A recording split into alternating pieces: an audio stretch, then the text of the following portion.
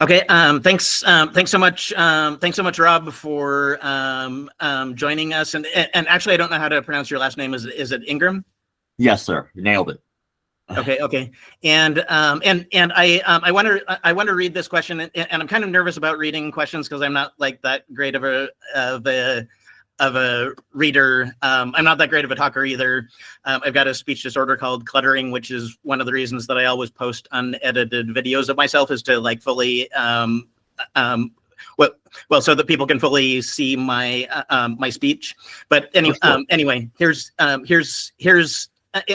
this is more of a question of probably what like half of the questions tied together. So I'm just going to throw this question out and then ask more specific versions of this later, because I have a first question. So this is my first question, but it's not actually a question. It's more of a framing for all of the other questions. So the question is: I have realized that I have what you might call a cult leader shadow, the capacity for manipulation, the desire for followers, the ability to create compelling narratives that people want to believe.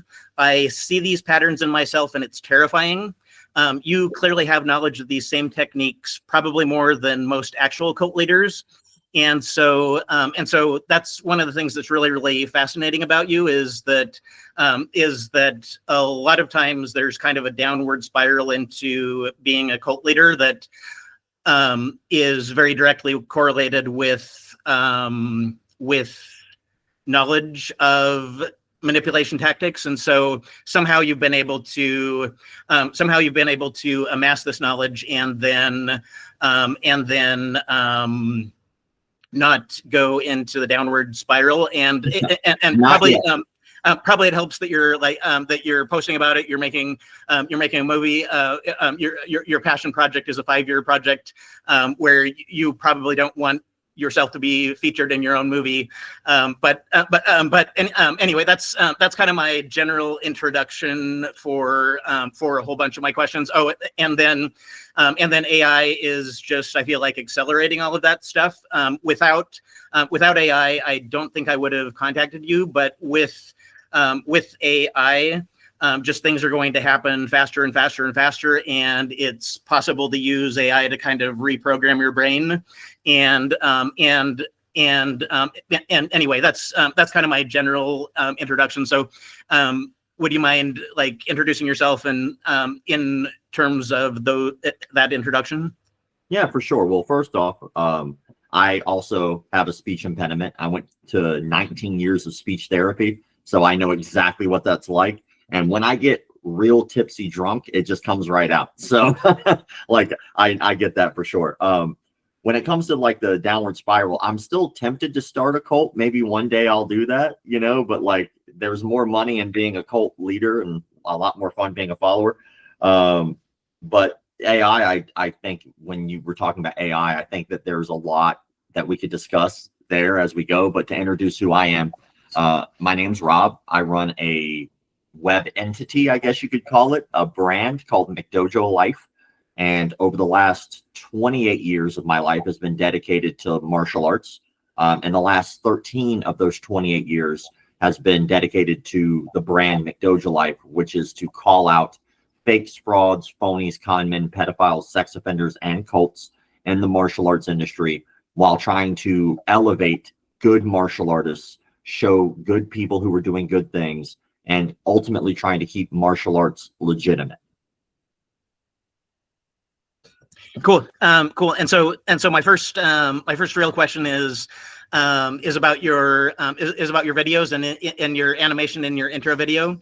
So in that you attempt to break a board and your hand swells up, and I'm pretty sure that you can break at least one board.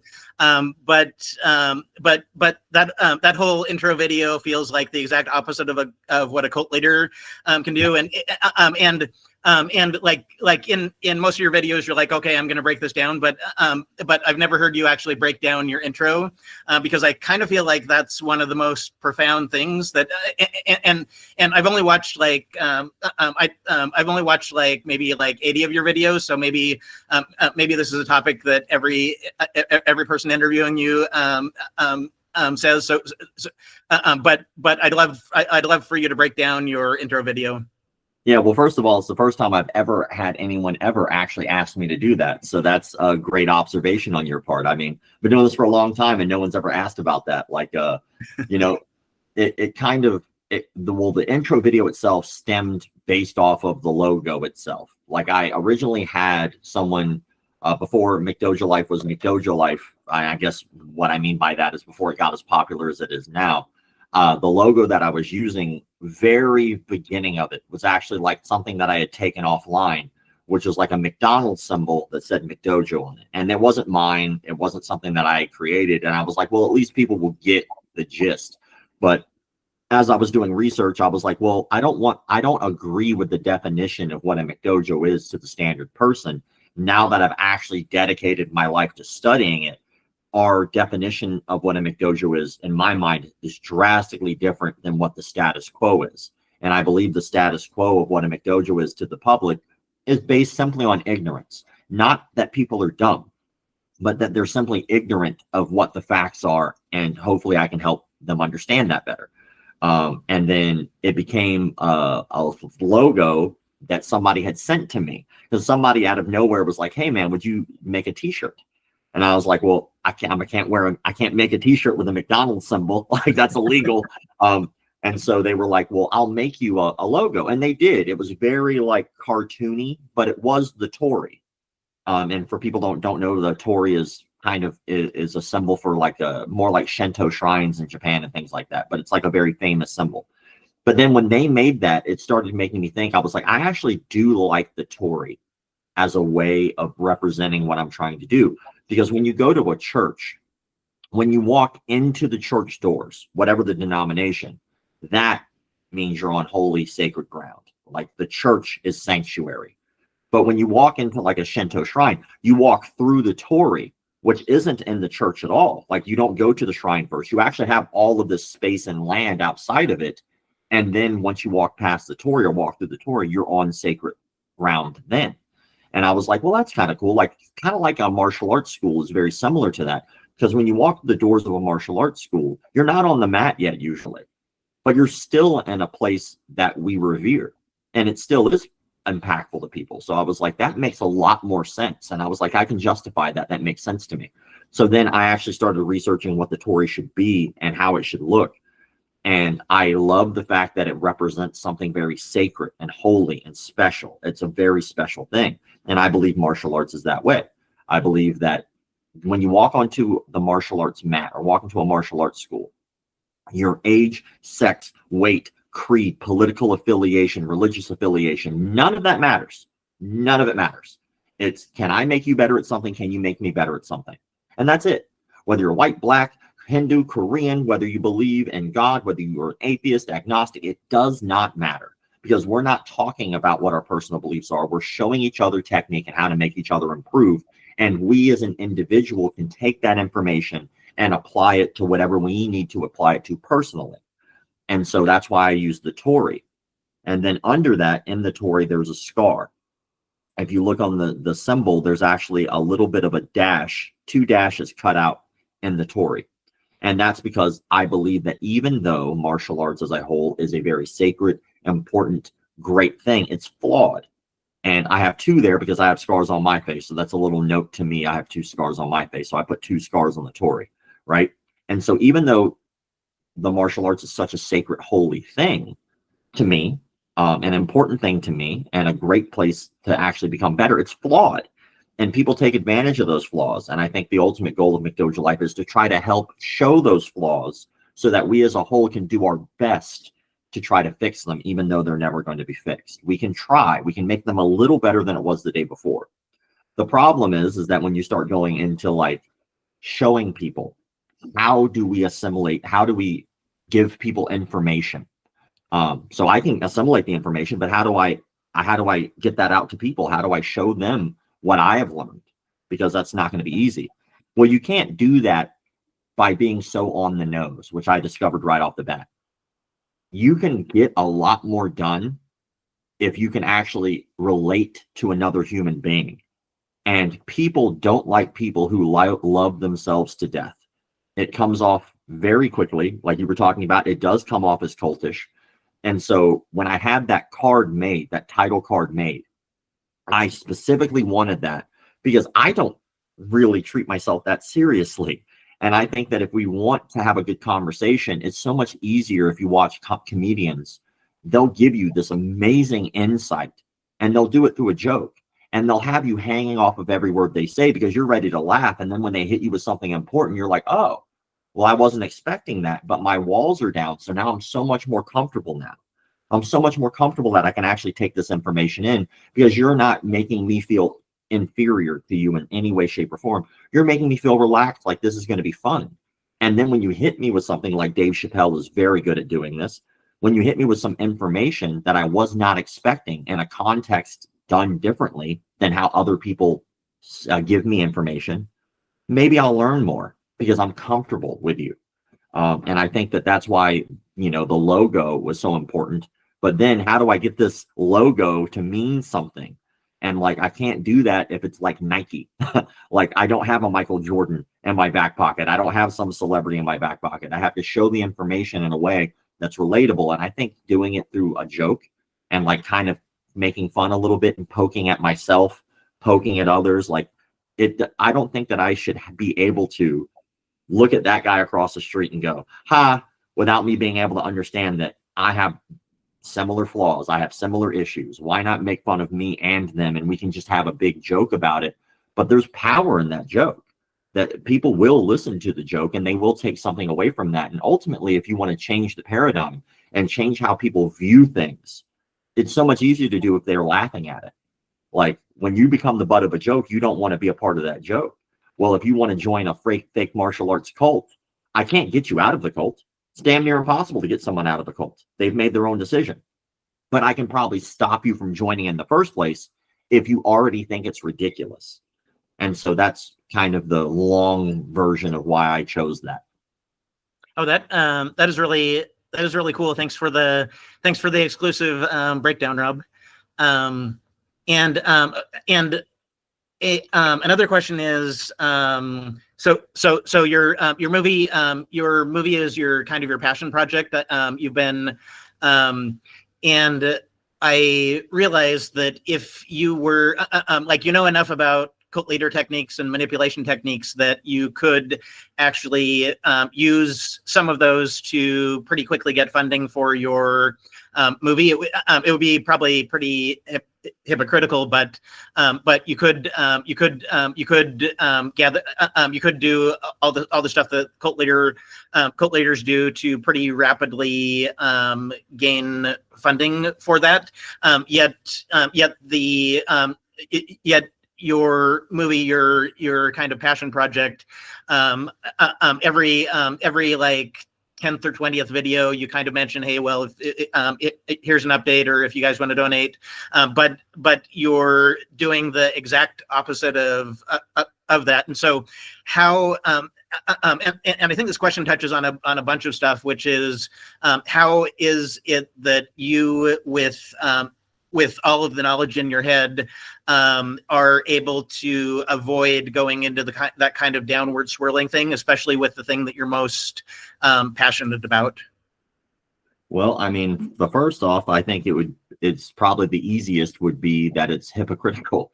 It'd be very hypocritical for me to be like, that guy's a piece of shit. And then I turn around and go, I think it's easier to be a piece of shit. It's like, yeah, of course, anybody could do that. But like, when it comes to the documentary is about trying to give people information so they can make a better, more informed decision about what they want to do. Anytime I do a video, for instance, you were talking about like every 20th video or so, anytime I ever do a video, I never, or rarely, I won't say never, if the person has done a very offensive crime like rape, fraud, murder, things like that, I will tell people to avoid that school. But for the most part, my goal is to just give them information, and they're going to do with that information what they please. And if I do my job well, that information will probably be a better one for them, in my opinion.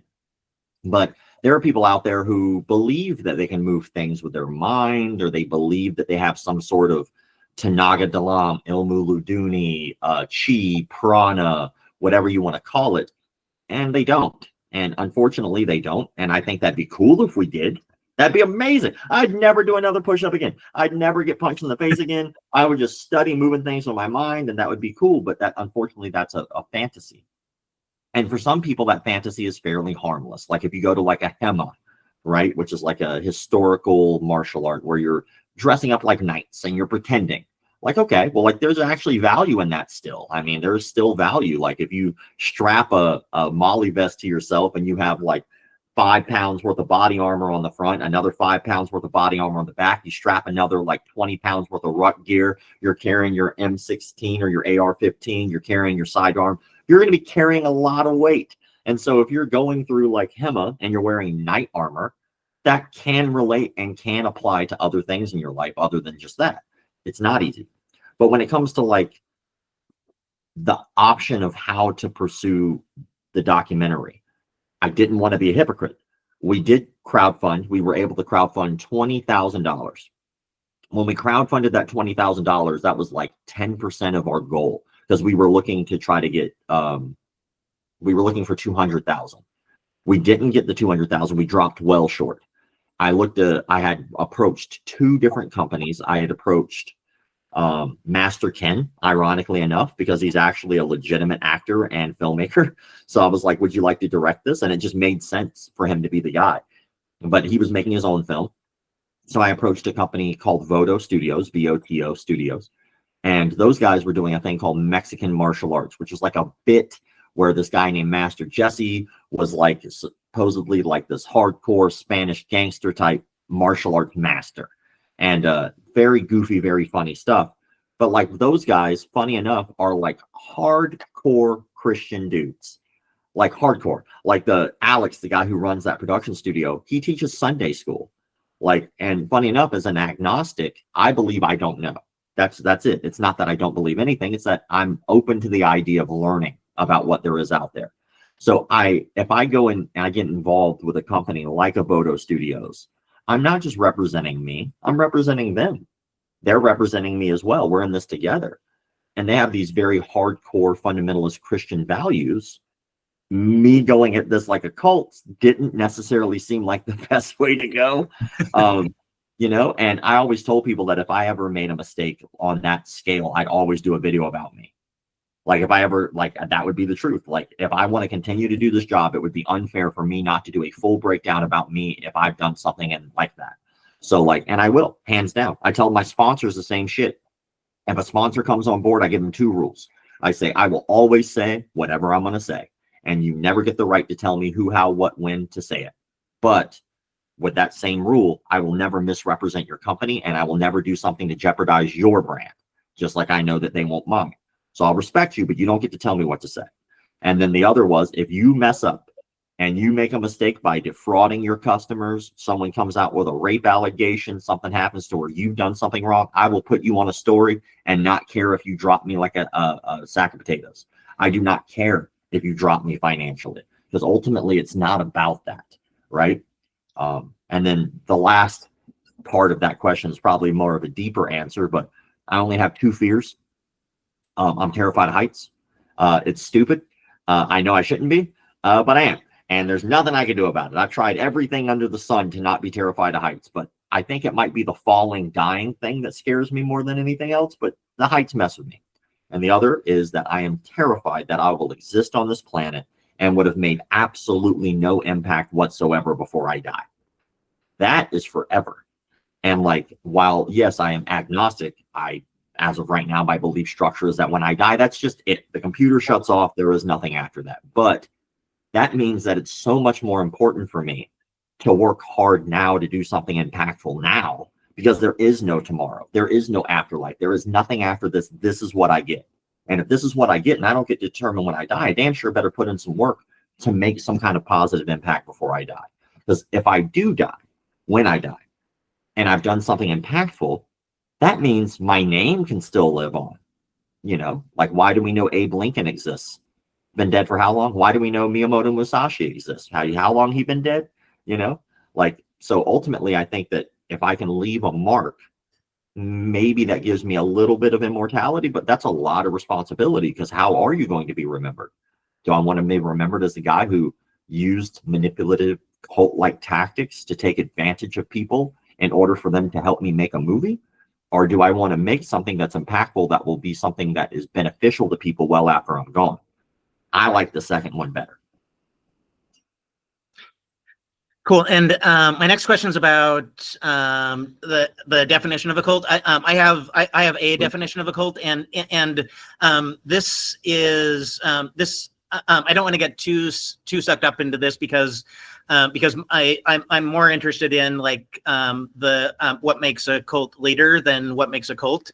But my a definition of a cult, which I'm not saying is a good definition, but it's a definition I came up with, is any organization where two or more people believe or think exactly the same thing.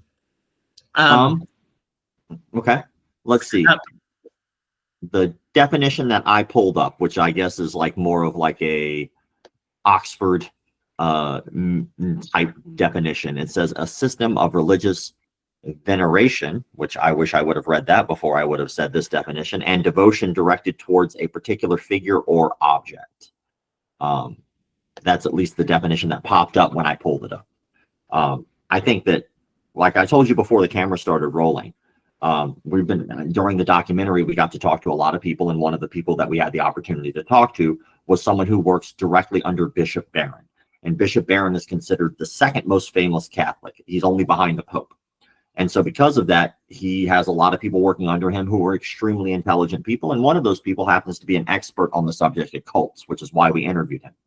And during that interview, he said that the root word of culture is cult.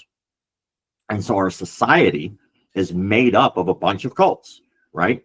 And so if we go off of what he said and go off of what your definition is, I think that those are very on the nose, right? I don't like, and he talked about having a cult of money, a cult of personality. You can have a cult of politics, which we see a lot nowadays. I think that a cult makes it a cult and not a group or a gathering based off of intent. So like, hear me out. When you have martial arts technically is just a group of people learning something together, right? They don't all necessarily believe the same religion. They don't have the same political affiliations. It's almost everything about them is completely different, other than they're learning the same thing.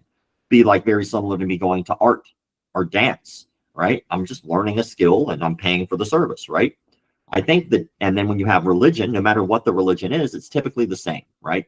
In a way, the idea is that they're trying to teach you about your soul or your spirit, or what's going to happen to you in your afterlife, or what this religion means to them, right? No matter what the religion is, they're all very similar in that way. They're trying to teach you something. Martial arts is trying to teach you something. It's trying to teach you self-defense, and each different martial arts denomination is trying to teach you their version of what they think is the most effective way to do that, right? Or the best for you.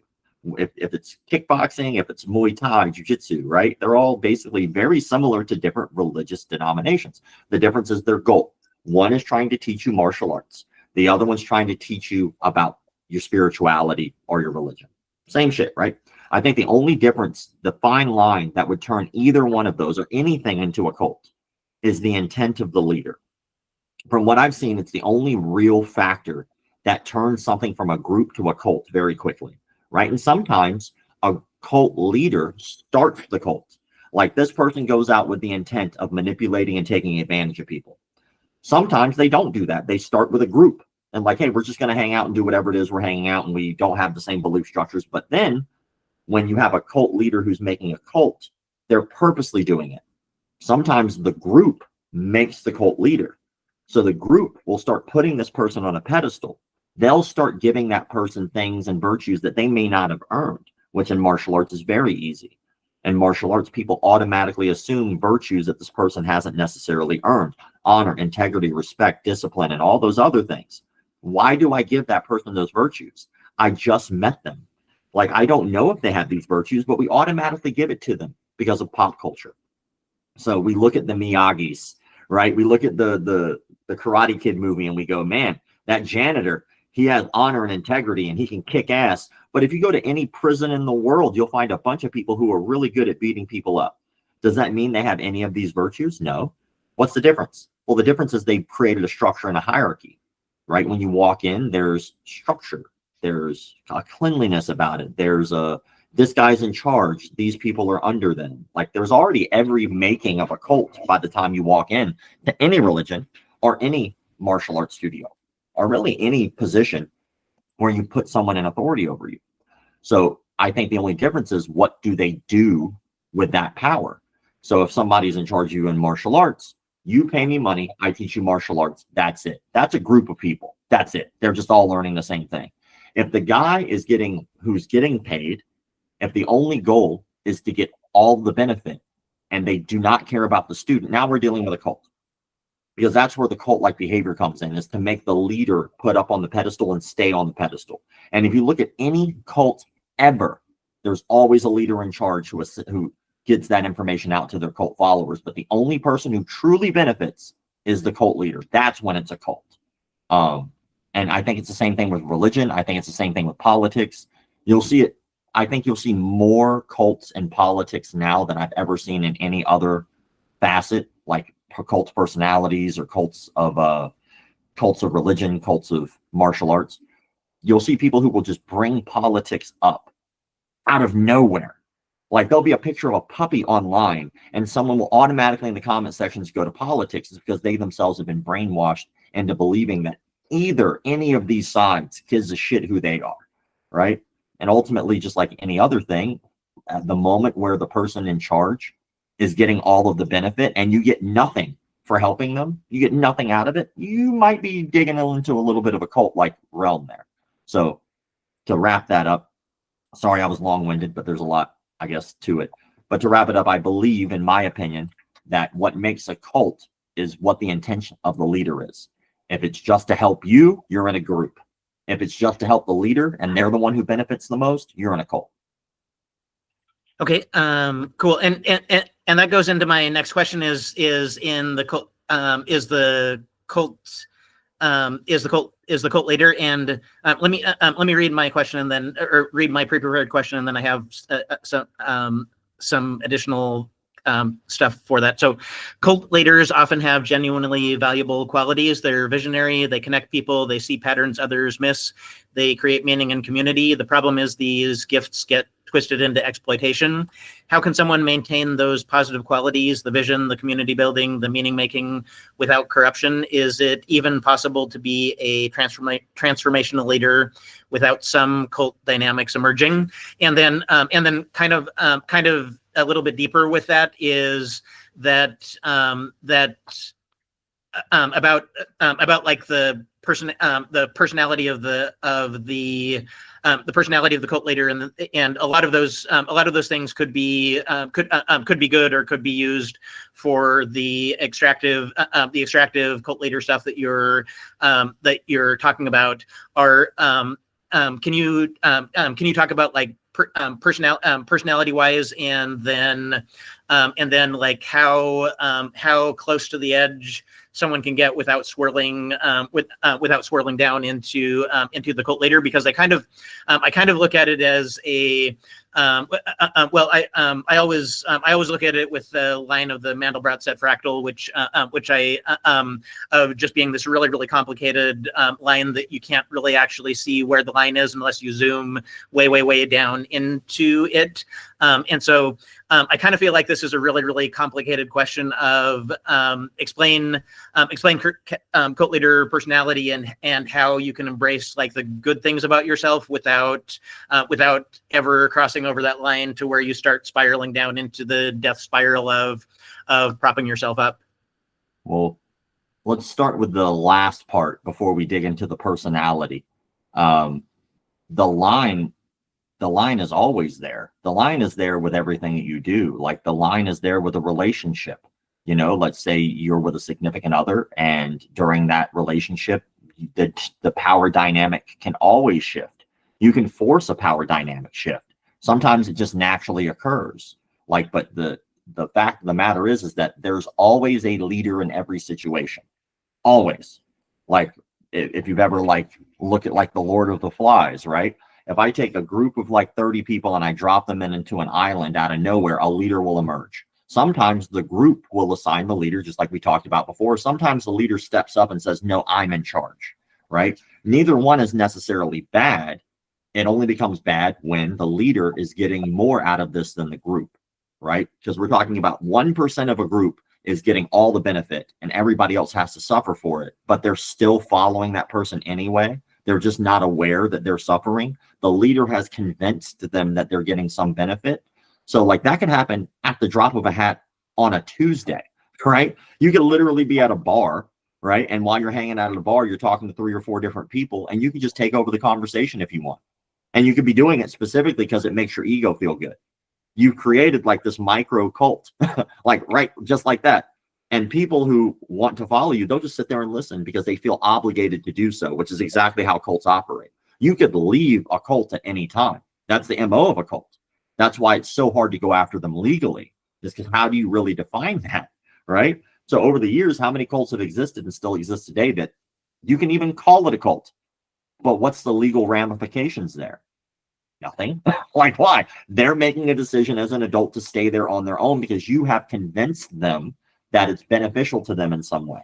So like that could happen in a moment's notice. And you'll see it a lot more with like, let's just use musicians as an example. A musician does get paid well for what they do if they're a successful musician. They show up. They're the only person on stage. Maybe they have a band, right? But the musician is what we're there for. We'll talk about just one musician. And then that person's on stage with a microphone, maybe a guitar. And there are hundreds of thousands of people in the audience, right? Like, doesn't that sound really familiar to how a church operates? There's one guy standing there with a microphone and there's hundreds of thousands of people who are sitting there listening to them speak. What's the difference? Well, the difference is intent, right? The musician, hopefully, wants you to feel something. They want you to enjoy their music. They want you to be entertained. Notice how many times I said you? Because a good musician, they want you to recognize the music is good. They want you to have a good time. They're out there having a good time with you and it's mutual and everybody enjoys it, right? But then out of nowhere, they could be like, you know what I really want out of this shit? I want hookers and cocaine. And then all of a sudden, when they go out on stage, something changes. They're no longer playing the music for you. They're no longer wanting you to enjoy the music. They're no longer looking for the benefit you get and make an impact. They're looking for them. And that's when you start to see musicians fall off a cliff. That could happen like that. If you look at Jim Jones, it's probably one of the best examples of a cult leader who was similar to a rock star. When Jim Jones started, he started as a child learning how to be a cult leader. He would go to every denomination of church in his area. And when he would go, he would listen to all of these different preachers and pastors from every denomination, no matter who they were. And then he would go out into the woods and he would practice to no one, which is kind of a scary as fuck thing to think about anyway, but still he would do that, right? He was trying to get better because he was looking at the preachers and how they would preach, but also I think he was paying attention to the power that they had. Then he starts to become a preacher pastor himself. His congregation, primarily African-American at the time. And this was during the time of segregation. So if they went after church to a restaurant or whatnot, he would take them and a primarily black congregation and go to a restaurant where it would say whites only. He'd be like, look, I can give you these guys money. They're all willing and paying customers. Or we can go across the street and you can go out of business because I'm going to go over there every Wednesday. And he single-handedly was able to start changing that town into being desegregated. Everybody was together, blacks and whites eating together. That's a beautiful thing. At that point, do you think that was for him? I don't. I think that he understood that that was for the betterment of his group. But then what happened? He did that long enough, all of a sudden them Jim Jones glasses started popping out. He started discovering cocaine. Then he started discovering how this could help him. And he was getting drugs and he was sleeping with the women in his congregation. And then it got to the point where he basically was like, all right, we're going to start our own commune, and he leaves, right? That happened probably fairly quickly. It was probably one incident, one mistake, one thing that was like, you know what, I'm going to try this cocaine. And then now he's a cokehead. You know what? I'll just sleep with this one chick, even though I'm a married man. I'll just sleep with her and that'll be okay. And I'll hide that. And then he gets addicted to it. So I think that that line is always there all the time. And anybody can just cross over that line with one error in judgment. That's all it takes. And now you're addicted to the power. And that's where the line is. The personality is always the same, though. personality never changes. If you look at any great cult leader, they speak very direct. It's very rare. I'm not saying, because if you look at somebody like Adolf Hitler, Adolf Hitler was very drugged up, and you can see that in most of his speeches where he's moving and he's excited, right? But he was passionate about the thing that he said. Most cult leaders don't talk that way. Most cult leaders are very slow and deliberate about what they say. They're very good at understanding empathy. So they understand how to make you feel or what you feel, because it's not about what's said. It's about what's felt. And a movement doesn't come from words. A movement comes from feelings. If I can get you all to feel something, you're more likely to do it because it affects you. It's a visceral thing. It makes your heart beat faster. It makes your brain move quicker. If I tell you words, that means nothing. So a cult leader isn't just somebody who just tells you what to feel. They make you feel that thing. And again, look at any cult leader whatsoever. Look at Jim Jones, the way he would speak to his congregation. He was very passionate about what he said. Look at somebody like, who else? Again, we'll go back to Adolf Hitler. Like, about the things that he said. Look at the dude from Waco, Texas. I forget his name off the top of my head. It should be one of those easy ones, right? But look at all these people. They were very good speakers, but not because of the words they said. It's because how they could listen to their intuition about how you feel and go, you know what? That person feels this way. Let's see if I can make them feel this way. And if you get enough people feeling something at the same time, you get kind of something super powerful. And that's when you start getting into the really crazy shit. That's when you start getting into the no-touch knockout stuff, the let's drink the Kool-Aid stuff. Let's leave our entire family behind because we believe that a ship is going to come and take our souls type cult. You know, like, you had to make them feel something. And I think that's the real personality trait of every good cult leader, is the fact that they understand empathy. And I think that that's where most people day to day fail. Because let's say you yourself are going through life and you're like, no one understands me. No one cares.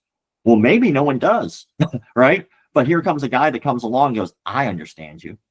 I care. And they recognize that hole in you. That's easy to manipulate at that point. Like, it happens to anybody. I mean, even look at Diego Sanchez. Diego Sanchez got manipulated by a cult leader who ran a thing called the School of Self-Defense. And Joshua Fabia is the textbook cult leader. From the outside, you could look at that and go, this guy's full of shit, right? But if you were in a vulnerable state and he was there, he could probably manipulate just about anybody just because of empathy. And so going back to something that you said, if of your number one definition of a cult leader, if someone always made sure that their group had more benefit than them, would that completely prevent, in every case, from them being a cult leader? No, it depends on the benefit. Like, you know, you can give people a lot of stuff. You can give people housing, right? Because ultimately, again, we're talking about empathy, and it's like, what do you need? And what you really need might not be what you think you need, which is a weird thing, right? Like, sometimes we think we need $20, right? Like, if we look at someone homeless, like, a homeless person might say, hey, can I have money? Because that homeless person might not understand that money is not really what they need. They might need shelter, they might need food, but they don't need the money because they're a heroin addict, or they don't need the money because they don't understand that what they're going to use with that money, because there's a good chance that when they did have access to money, they did not use it correctly. Like, or they don't understand the value of it. What they need is education. But if I walk up to them and give them $20, they feel like I'm their savior. I'm not. I'm perpetuating a problem. If I walked up and gave him food because he was hungry, that helps that problem. But if I gave him a job, gave him housing, taught him or her how to use money in order to better their lives, gave them some type of a work ethic, or lifted them up. It's very similar to that old saying, it's better to teach a man how to fish than give him a fish, right? A cult leader is going to give you a fish, and he's going to convince you that that's the tastiest fish you've ever had. And in your mind, you think that this person has your best interest in mind. And in your mind, you think that they're giving you the world. And in your mind, it's benefiting you when it's truly not. And so I think that at the end of the day, it depends on what the benefit is.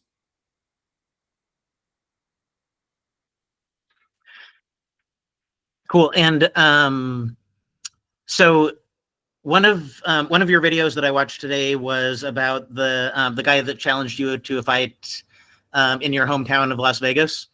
I'm not in Vegas, but yeah, I know what you're talking about. And that whole so that whole video was one of the most amazing things that I've ever seen, because I watched tons and tons of YouTube like reaction videos and like fights and like online fights, and that was just complete opposite of that. And it's really interesting because you're not saying nice things because you're suppressing your emotions. You're not like secretly like at least that's the impression that I get from you, because like if you're mad about something, which a lot of like, you're not a stranger to expressing basically any emotion, but in that whole video, like the only other person that I think I've ever met or have seen with that kind of emotional control is Alex O'Connor, the atheist guy that's just like incredibly like level-headed. And so and I know that I know that normally you don't normally you wouldn't say, oh yeah, I did a great job with that, but that specific video, especially like the last 3 minutes where you're like, hey, well, look, pal, well, and you didn't even say pal, like you were completely respectful all the way through, and I know you have many years of people attacking you like way worse than that, but what you did in that video was way more than just a seasoned guy used to negative comments. It was just, I feel like that level of not getting triggered, staying very respectful, and the probably the gazillion other things that you did in that. And I also want so my question is how you are able to do that. And then also I kind of feel like that you've only or the part of that is that you've probably like confronted your internal cult leader yourself, of saying, okay, well, these are kind of the my natural things, and like I know that martial arts teaches that, like, control over your emotions, but especially that video, and you've done a bunch of other things where you're very grounded in a very emotional situation, but that video specifically, like, I detected no anger, no malice, nothing. Nothing that I would like if somebody did even like one of those things that to me that guy did to you, I guarantee you, like 3 years from now, I'd still be like waking up in the middle of the night being like, oh my gosh, I can't believe that I can't believe 3 years ago that that guy said something mean to me, but this guy was well, you know the video better than I do, so is that does that make sense as far as a question? I'm kind of hoping that you can like go inside of yourself to say, okay, well, how did Rob actually get to the point where you can respond with like literally no anger or negativity inside of yourself when there's like, and I've seen that, I've seen videos like that before saying, hey, I got attacked, please don't send any hate to this other person. I've seen probably maybe like 20 videos like that before, but every other video besides that one, I could tell that inside the content creator, they're just being eaten alive. And either you like meditated for like 3 weeks before making that video, or I feel like that there's kind of something special about you, and I kind of want you to break that down if you're okay. Yeah, for sure. So that particular video, that gentleman, I think he actually genuinely, and this, I'm not a medical doctor. This is just my guess based off of videos that I've done and people who have attacked me before. I genuinely think that he has some type of a manic episode, what seems to be at least once a year, based off the pattern of behavior and researching him and how we first originally came to be, which in all honesty was him just lashing out. And he was having one of those moments years before. I think it was 2 years before I did that video where we had first talked, where he was going online. He was telling people that he could sell them the ability to move things, objects with their mind, pyrokinesis, telekinesis, the ability to astral project and things like that, right? All of this is nonsensical, but he believed it, right? And that's a similar thing with almost everybody that I cover, is they believe it. The difference between him and someone else is that not only is he a con man, right, but he truly believes it to the point where he is angry when people question it.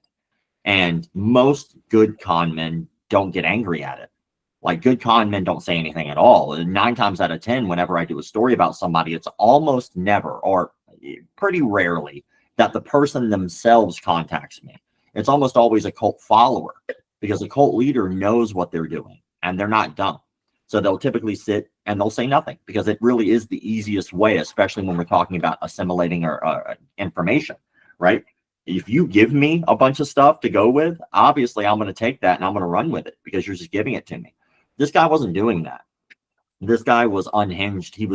He had attacked a magician for the magician showing the world how he was doing a specific trick. The magician's like, look, it's done just like this. And the guy was going out of his way to send death threats to the guy's wife. He was trying to dox him, which in nowadays, like if you've ever heard of a SWAT being done, like swatting somebody is basically getting the FBI convinced that you have something going on in your home, to where they will kick in your door. And if you have anything in your hands, you better hope that whoever walks through that door first doesn't have an itchy trigger finger, because they can kill you. And so he was trying to do that to that guy. And so I had done one little piece, one 45-second video about the guy trying to move things with his mind.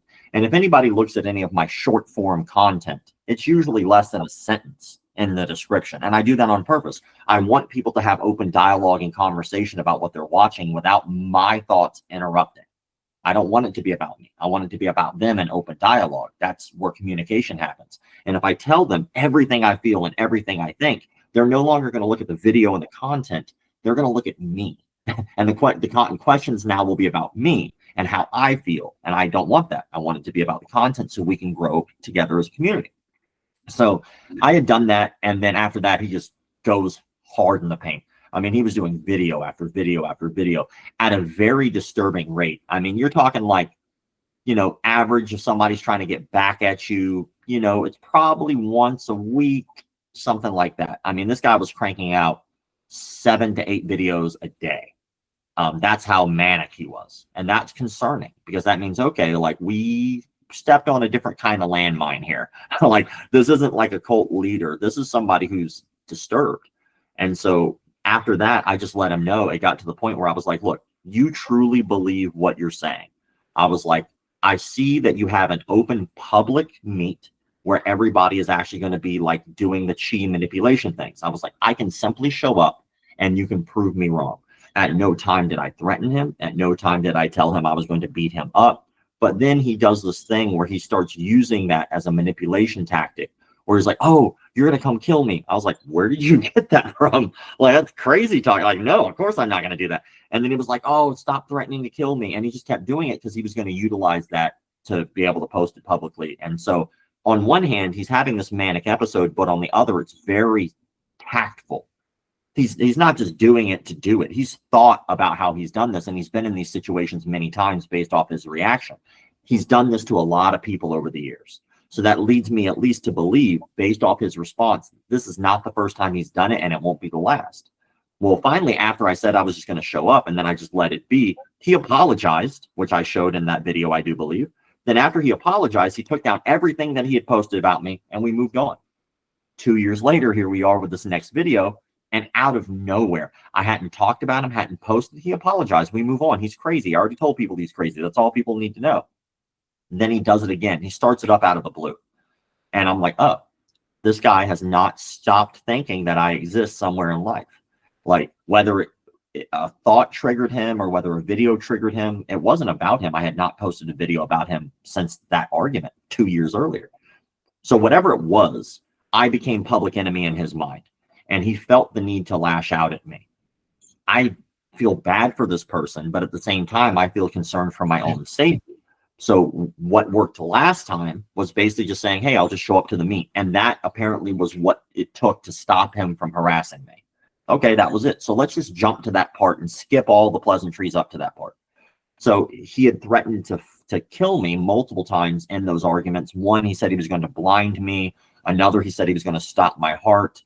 These are threats against my life. And when you're dealing with somebody who's manic, what is fantasy and what's reality seems to be blurred with him. Especially in some of the videos. And the wild thing is like, unless you're actually monitoring this man, he would post videos and then delete them, post videos and then delete them. Not all of them about me. And one of his videos, he talked about at his apartment complex, and his whole demeanor was different. Like something was off about how he normally posts. Because the stuff that he normally posts, he's very aggressive and angry in the way that he speaks. This time he looked depressed, like almost sad. And that scared the shit out of me, to be honest. Because that's a feeling that you could see. And he was talking about how he was doing his magical voodoo powers out in front of his apartment complex. And then someone had walked up and threatened him. And he had said he had walked over, and in his hand, he said that he had a bike lock, bolt cutters or whatever. And he said that when he was speaking to them, they were making fun of him. And he said magically the bolt cutters turned into a different object. And if he was lying about the way he felt, obviously that didn't happen. But the way that he presented it was that in his mind, this is real. And I got to tell you, like, that was even scarier, is because I don't think that he truly understands or has a grasp on reality. And most likely he does need real help.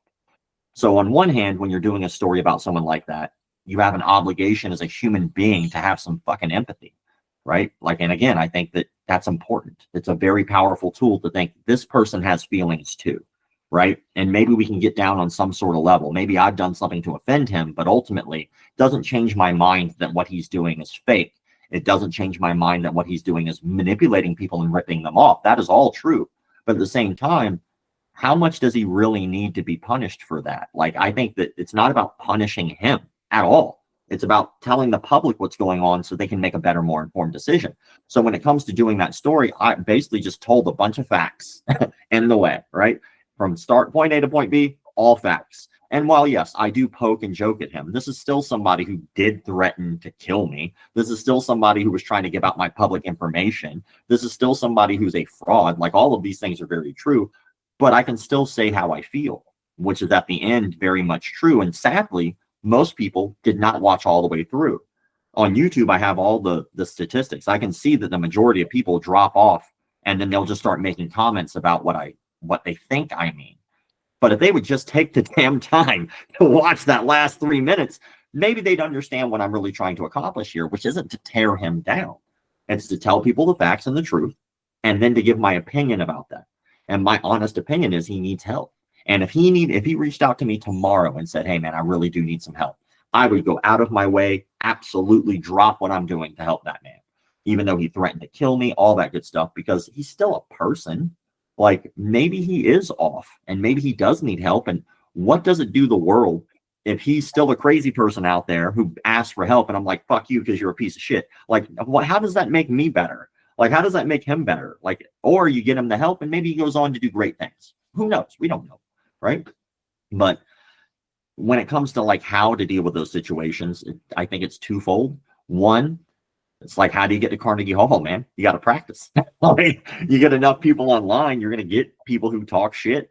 You're going to get people who don't know you, will assume your thought process, will give you virtues. And again, I'm very against that, without knowing you. They don't know you though. It does add up, but I can't, the second part is I can't control how I feel. Like, I don't believe that we really can. I think our feelings just happen. They're just chemical reactions in our body. But I can control how I act. That's up to me. That's on me. I can make that decision. So while I feel a certain way, does that mean I need to go out and shoot up a liquor store because I feel poor enough to rob it? No. Like, I feel desperate. So what do I do about that? Well, my actions are important here. Like, I'm broke, let me rob you. Okay, well, you feeling that way is great. Like, that's terrible. You need to get that together, right? Well, hopefully you can feel a different way, but your actions are the problem, right? Like, I think I want to kill my boss. A lot of people, I'm sure, over the years have thought that exact same thing. You actually killing your boss is the problem, right? So, like, you can feel how you feel, and you might not be able to help that, but you damn sure can help how you act. And that is practice. And so when it comes to somebody like that, one, I don't actually hate them. Like, I don't hate them. I feel really bad for him. And like, if that's true, and then why wouldn't I want to help? Why wouldn't I want to reach out? And I actually did another story too, very similar, but that guy did meet me, and it's called Artimus. And that guy was going online, and he was trying to teach people martial arts, but he didn't know martial arts, but he was giving them advice that would get them hurt. And that's a problem. Teaching them how to round kick without turning their post foot, which could tear everything in your knee. Punches that were done so poorly, and the way that he would explain them would be mechanically correct to where you would tear your rotator cuff, hyperextend your elbow, or hurt your wrist. All of these are major issues that can get you hurt. And so I told him, I actually asked him, I reached out and I was like, what are you doing? Like, you clearly don't know what you're doing. He was like, well, I want to prove that you can learn martial arts online without going to a gym. And I was like, well, I disagree. I don't think that it works that way. But I was like, why don't you test that theory if you're being serious and go to do an amateur MMA fight? And he did. Like, I sent him a promoter, and the promoter was like, hey, this dude actually just signed up. And I was like, oh, shit. I was like, I just got this guy killed. Because, like, he doesn't know what he's doing. And I was like, somebody in that cage is going to want to hurt him. And he hasn't experienced that yet. And violence is a strange thing because it's brutal. Like, you have another human being across the cage from you, across the ring from you, and they want nothing more than to hurt you efficiently, effectively, and quickly. And you're up there in a paddle boat, and they have a battleship. It ain't gonna work out for you. So, like, I reached back out to him because I felt bad, and I was like, all right, I got to tell you, man, I didn't think you'd do it. Like, it was more like a rhetorical, like, I didn't think that you would actually have the answer and you just not do it. And that would be that. Right. But he did. And I was like, shit. So I let him know. I was like, why don't I go out and you can teach me and a friend, because I'm not going to go out there by myself because I don't know him from Adam, because I don't want to get shot or jumped. And I was like, I can go out there and I can learn from you. You can teach me a class. And then after that, we could respectfully spar. And I did. In that video, I was very respectful. And not one time did I drop him. Not one time did I try to hurt him. I touched him with my glove. And by the time we were done, not only did he apologize to the public, but he was grateful for the experience. And still to this day, if he ever reaches out and he wants help, he's more than welcome to reach out. Does it start off so friendly and so kind and nice? Well, no, because, like, it's a part of the job. Like, the goal is to expose people, and that's going to hurt their feelings. And I can't control what their reactions will be. And I can't control what their feelings will be either, but I can't control how they're going to respond to me telling the public the truth about them. It's up to them to make that decision. But it's also up to me to handle how I act. And if I can't do that, then how can I ever expect them to handle how they act? So it's just a matter of controlling your actions. Again, I don't think you really control your emotions that way, but I do believe you can control your actions.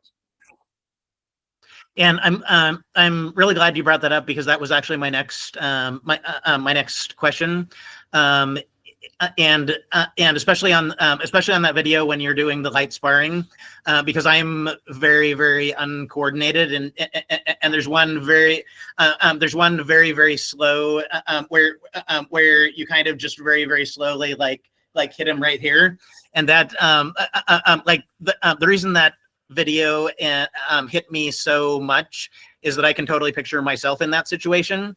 And I live in Thailand, and when I first came to Thailand, I was actually kind of thinking of doing a similar thing with the Thai language, with my of kind of like documenting my Thai language, my Thai language discovery thing, because I really like teaching people, and I thought, okay, well, as I'm learning, I will teach, and so just a lot of the dynamics with that just really hit home with me, and I think two things that you mentioned in talking to him that were really critical, I feel like, is one thing you kept saying is don't teach when you don't know, or I can't remember exactly how you said that, but if you can talk about that. And then also, and this is the thing about martial arts that I feel like is really unique to martial arts, but not necessarily with Thai language or AI stuff or like consciousness or a whole bunch of other realms, in that with martial arts you can test and see, you can test and actually see if something happens.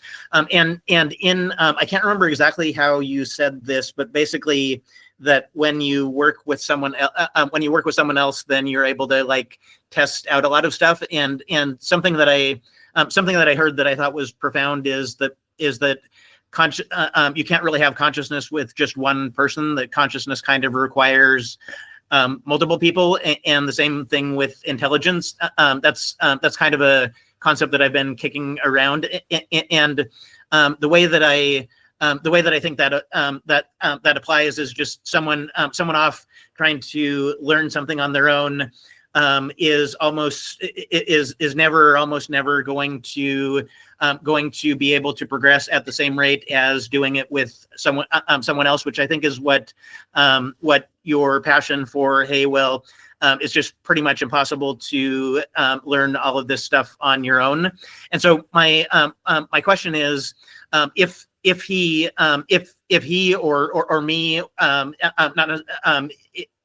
either with martial arts or something with like Thai language or basically anything, would have followed your advice in that situation. Like maybe I wake up one day and I feel like I've got some like magical chi powers, and I say, okay, well, I feel like I have some magical chi powers, but I'm not actually going to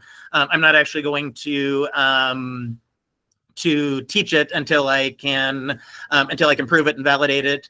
And then I start talking with people, and I realize, oh, hey, well, yeah, this isn't working and this isn't working, and I get my ass kicked by my first friend that I try to do this with, and then that kind of slowly gets refined, and I might still feel like I've got some magical chi energy inside of me, and I might actually be tapping into something like that. But just the process of refinement that you kind of described to this kid of actually testing it out, that if you do that with enough people, and that's what I was referencing with consciousness and intelligence, is basically every time that you test out your martial arts, you're like either increasing your consciousness, intelligence, and those might not actually be the right words, but you're growing very, very rapidly, where if you're just doing that on your own, then it's really easy to get into kind of a downward cycle kind of thing, where you've convinced yourself of a whole bunch of stuff. But if someone started out with something that you would consider crazy, like magical chi powers, and then the inevitable result of that would be that and if they said, hey, well, I really want to develop my own martial arts that's completely unique and independent, and I wanted to use Rob's two things of number one, don't teach until I actually know that I've actually got something, and then keep testing it out in a way that isn't going to get me killed, but is actually a good stress test to see if I am actually doing something. Inevitably, the chi part of that would go away and would be replaced by something else. But in that kind of situation, and then with me learning Thai language, I was just about to post my first post, and then somebody else did the same thing and got absolutely crucified online. And I thought, oh, okay, I better not do. I better back off from that approach. So I didn't go down that path, but I kind of wish that there was a way that I could have gone down that path, and very kind of like that kid, just kind of like that kid, but learning all of the lessons that you had told him, but applied to Thai language, so that I could have developed this kind of really, really unique approach to both teaching and learning Thai language, that I had completely visibly documented my journey. And so Thai language is just kind of an example, because my big thing, and a lot of the reasons that I'm asking these questions is about AI being an accelerant. But I feel like that within that this example of that kid. Because the whole time I watched that video, and you have a couple other videos where you've referenced that, the whole time I was like, oh, that kid is me. And so that's one of the reasons why I feel like it's so powerful. And you mentioned that for every one kid like that, there's 1,000 people that just don't, that are just circling in their downward spiral. And so he is just really, really cool and unique in that way. And so that's kind of a super, super long question that I don't know if I actually asked a question with that, but or I guess my question is it possible to be come up to use this kid's process and come up with something truly unique and completely disconnected from other martial arts, or other in my example, other earlier or other established methodologies of learning Thai language, or other ways that you want to be just completely and truly unique? And I know that wasn't his main motivation, but if I were that kid, that would be my main motivation, saying, okay, well, there's something cool and unique inside of myself, and I want to completely develop it, but Rob in this video basically gave me a blueprint on how to do this.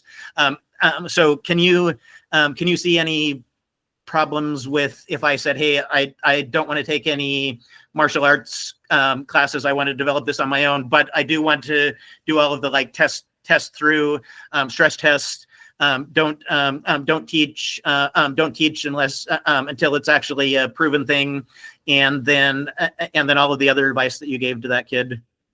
Well, I mean, there's a lot to unpack there, because ultimately it sounds like the question isn't really about that situation. It's just about the process of learning. And I think there's a difference between learning something and being taught something. When we talk about being taught something, we're typically talking about a person giving us information. That's being taught, right? Sometimes we learn without being taught. Like, for instance, if I put my hand on a hot stove, no one told me to not put my hand on the hot stove, no one's around, and I put my hand on the hot stove, I'm going to learn real fast not to do that, right? No one taught me. No one walked up and said, hey, when you put your hand on the hot stove, this is what's going to happen, right? I made that discovery on my own, which happens a lot in our life. We learn a lot of things without being taught things, without having somebody actually going to us and saying, this is how you do it. And that can be beneficial, but it could also be harmful, right? For instance, some lessons that you learn, you can't take back. There is no fixing it, right? If I go, well, I want to learn how to fly, instead of being taught how to fly, I might only try to learn once. And then I jump off the cliff and I die. Well, I learned that I can't fly, right? But if somebody comes up to me and says, hey, before you jump off that cliff, let me teach you a few things that you should probably know before you do that, you might have a better chance of not dying, right? Like, oh, I need a plane. Yes, the Wright brothers did this thing already. A lot of people died before them trying. So let me just go ahead and catch you up to speed on what people learn, and then teach you what you should be doing. And then maybe you can improve on what you're taught. But when it comes to learning and being taught, I think that's where people make a mistake. Like in my opinion, his methodology was he wanted to learn, not be taught. And unfortunately, when we're dealing with something like violence, that might be the last time he learns anything. He might permanently be injured. He might break his arm, might not be able to do this anymore, might get a back injury, might get a neck injury, might get a traumatic brain injury. He might develop something that is a pain in his knee that never gets healed. Like, he's learning, right? So what he was doing was valid. He is learning. He's learning through the oldest, most true way to learn anything, trial and error, right? Well, let me not pivot and turn my post foot and throw my round kick and I shatter every CL in my knee, my ACL, my MCL. Those are all gone now and I'll never kick again. I learned the way not to kick, but it's much better if you're taught to turn your foot and kick properly so you don't learn that lesson that somebody already went through. That's the perk of being taught as opposed to just trying to learn on your own. And so there is validity in learning on your own. We do that all the time, whether we like it or not. We just exist in space and learn all kinds of things, right? Like we learn about, oh, somebody walked up to me and they told me something. They're teaching me something. Me bashing my knee into my coffee table, I'm learning something. I learned I should probably move my damn coffee table, right? No one walked up to me and taught me that lesson. I learned it. And so when it comes to language or when it comes to anything, you can just learn shit. You can go out there by yourself and not try to be taught anything, right? You want to do that? Walk up to somebody in Thailand and just start trying to talk to them. Then you are learning that you don't know Thai. And then eventually you'll be taught by somebody how to learn Thai. Maybe you pick up some of that on your own too, right? But whenever you're interacting with another human being, you're not just learning, you're being taught. Whether it's through trial and error or whether it's through them telling you what you did wrong, they're still teaching you something. When you're doing something completely by yourself, you're just learning. When someone gives you information, you're being taught. And so I know I've reiterated that quite a bit, but the reason I reiterate the difference is, in my mind anyway, is that if you want to go out and learn things, you can. But just understand that the moment you interact with another human being, you're being taught, and that's when things are going to start coming to you much quicker, right? So is it possible for me to sit in a room, stare at a computer, type into AI, right? AI might teach me some stuff. That's great. That's awesome. AI is going to do that for me, right? But when do I get to apply it? Like, when am I actually going to, well, I have to go to a human being. Like, if not, what the hell is the point of learning it? Like, I'm going to sit here and just type Thai. Like, same thing with violence. Like, I need another human being to understand how this is going to go, because in order for me to defend myself, there needs to be someone to defend myself from. There needs to be a lot more factors that are intangibles that you're not going to get from a computer. I'm not going to, even when you learn Spanish, you might learn Spanish and AI might say, this is what Spanish is. But it doesn't know the nuances in conversation, doesn't know the slang, doesn't know the pitch, the tone, the inflection. If I say it this way as opposed to saying it this way, for instance, even the English language, I can say, hey, how's it going? Or I can say, hey, how's it going?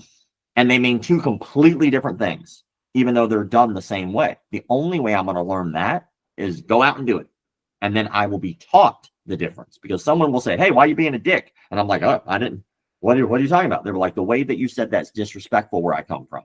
I'm like, oh, I wasn't aware. Well, now I got taught through a hard lesson. Because the other effect here is maybe they don't tell me, they just punch me in my face. Now I'm learning. You know? And sorry, I need to take a bathroom break really fast. I'll be back in like a minute. Sorry. No, not a problem at all. Do the thing.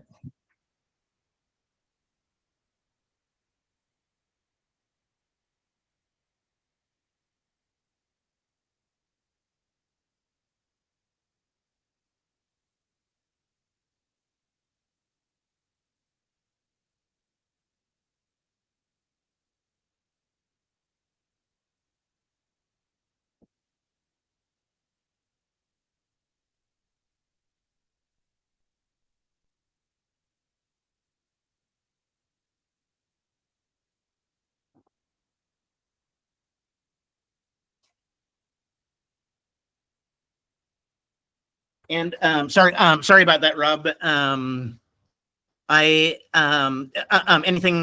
Anything else on that?